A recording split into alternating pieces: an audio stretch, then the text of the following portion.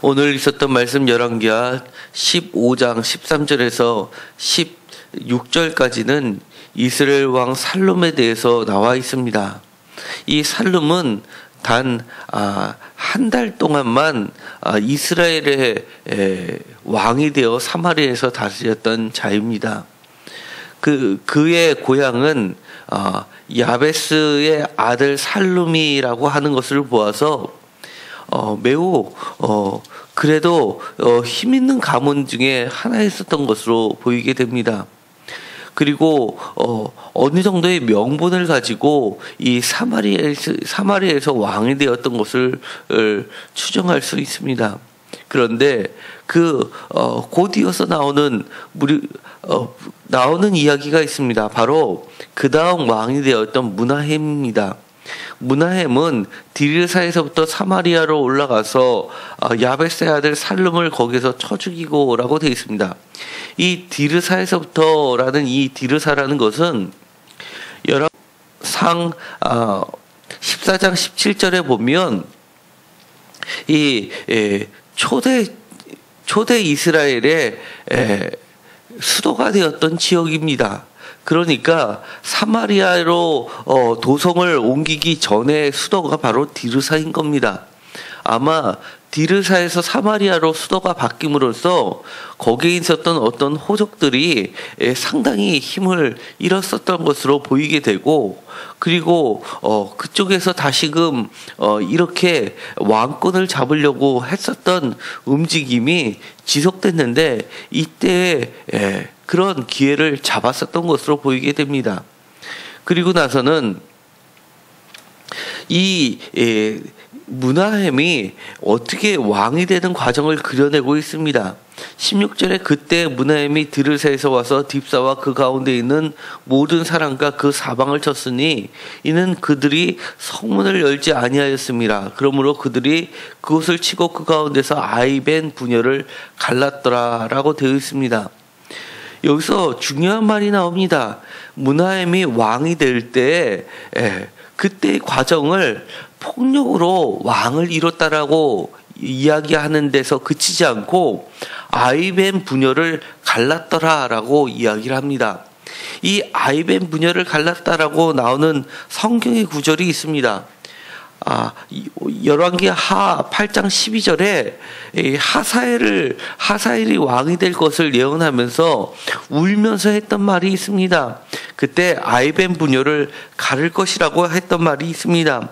하사엘이 이르되 내 주여 어찌하여 우시니이까 하는지라 대답하되 내가 이스라엘 자손에게 행할 모든 악을 내가 알미라. 내가 그들의 성에 불을 지르며 장정을 칼로 죽이며 어린아이를 맺히며 아이벤 부녀를 가르리라 라고 하면서 마치 이 외국에서 쳐들어와서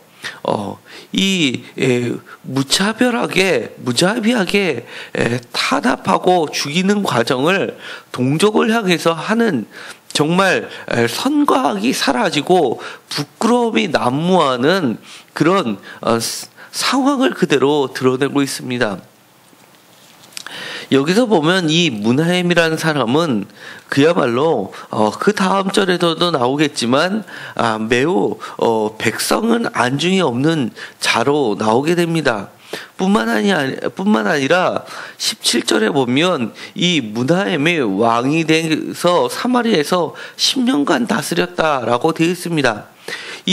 그가 이렇게 살룸을 쳐 죽이고 나서 10년씩이나 왕이 된 것은 상당히 오랫동안 왕이 된 것을 이야기합니다.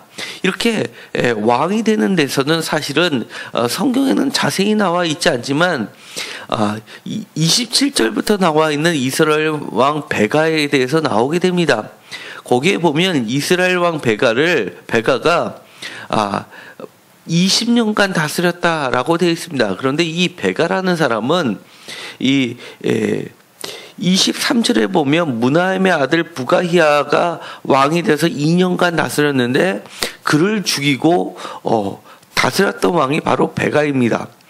그런데 이 베가를 20년간 다스렸다고 되어 있는데 이 20년이란 기간을 이처럼 무나헴 10년, 그 다음에 무나헴의 아들 부가히야 2년, 그리고 이스라엘 왕 베가 20년을 더하면 실제로는 이 이스라엘이 멸망한 기간을 넘어서게 되는 겁니다. 그래서 이 많은 학자들이 이 베가 20년을 무나헴과 같이 다스렸던 공통의 통치 기간을 포함해서 20년이라고 보는 것이 거의 대부분의 학자들은 그렇게 보고 있습니다.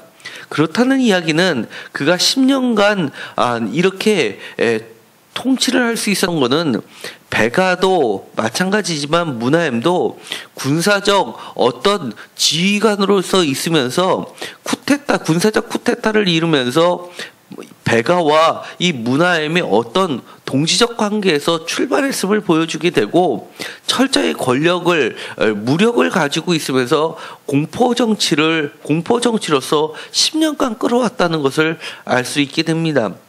그런데 그가 죽고 나서 아들에게 넘기니까 그것에 대해서 반감을 가지고 베가가 같이 권력을 탈취하는데 함께 힘썼던 자신을 배제한 것에 대한 반발로 다시금 쿠데타를 일었던 것으로 보이게 됩니다. 어쨌든 간에 이 무나헴이 이렇게 왕권을 차지할 때에 가장 핵심적인 키워드가 됐던 거는 아이벤 부녀를 갈랐더라라고 하면서 왜 이처럼 북이스라엘이 여로보암 2세의 막강한 권력을 부를 누리고 평화를 이루고 그리고 국가가 팽창되었다가 급속도로 몰락하게 될 수밖에 없는지를 보여주는 키워드가 바로 아이벤 부녀를 갈랐더라라고 하는 겁니다.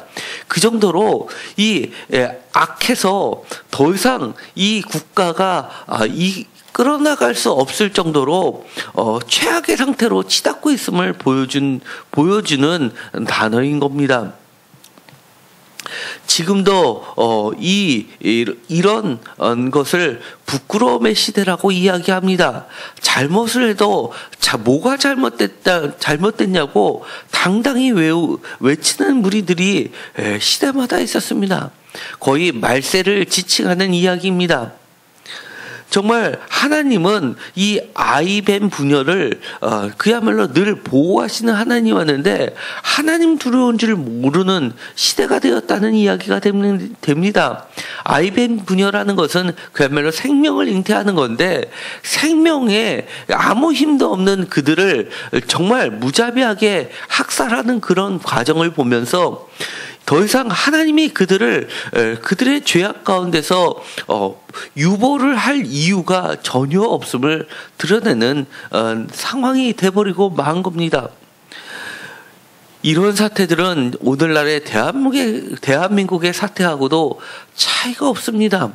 박 대통령은 입만 열만 거짓말이고 이제는 헌법재판소를 상대로 해서 자기의 뜻대로 되지 않으니까 대리인단을 사퇴를 하고 또 다른 자를 선임하면서 시간을 끌고 있고 뿐만 아니라 여러 가지 잘못들이 드러나는데도 불구하고 최순실은 아직까지도 실실 비웃으면서 자신은 잘못이 없다고 억울하다고 이야기하고 뿐만 아니라 황교안 대행은 그야말로 삼성 떡값 그 비리의 온상을 보호해줬던 인물인데도 불구하고 그것을 폭로했던 노회찬 의원은 의원직을 박탈하게 되고 오히려 삼성은 무죄 처분을 했었던 대표적인 공안검사인데 이제는 자신이 대권 후보에 거론이 되는 그런 상황까지 가는 정말 부끄러움을 모르는 시대가 돼버리고 말았습니다.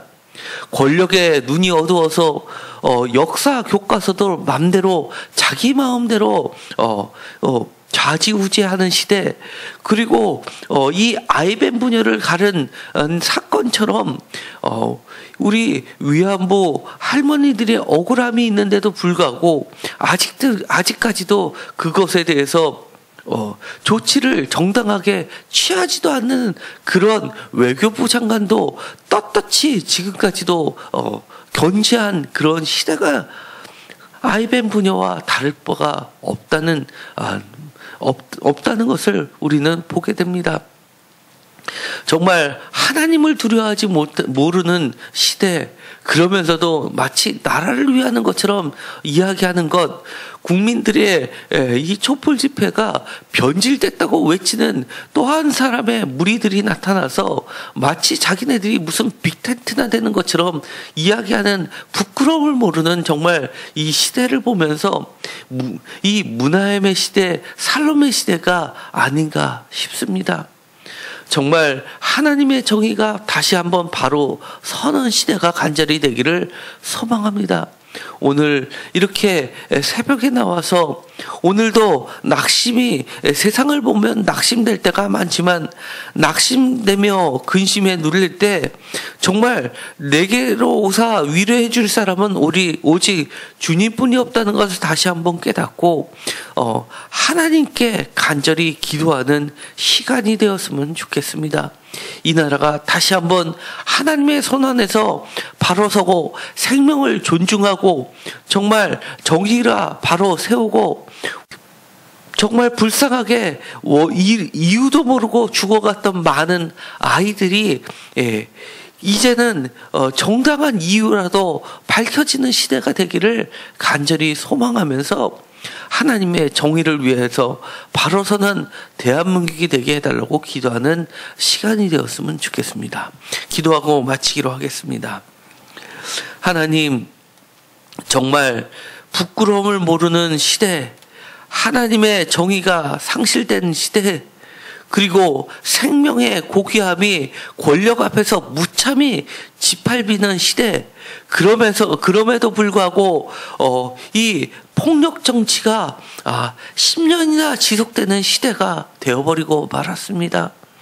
하나님, 부끄러움을 알게 하여 주시옵시고 생명이 존중받는 시대가 되게 하여 주시옵시고 정의가 바로 서는 시대가 되게 하여 주옵소서. 오늘도 하나님만을 바라보며 낙심되며 근심에 눌릴 때 주께서 내게 오사 우리를 치유하여 주시옵시고 온전히 회복시켜 주실 줄 믿습니다. 오늘도 정말 IBM 분야처럼 힘이 없지만 오직 하나님만을 바라보고 기도하며 나아갈 때 주께서 모든 것을 회복시켜 주실 줄 믿습니다. 이 나라를 바로 세워주시옵시고 온전히 주님이 원하시고 기뻐하시는 시대가 되게 하여 주옵소서. 예수님의 이름으로 기도드렸습니다. 아멘.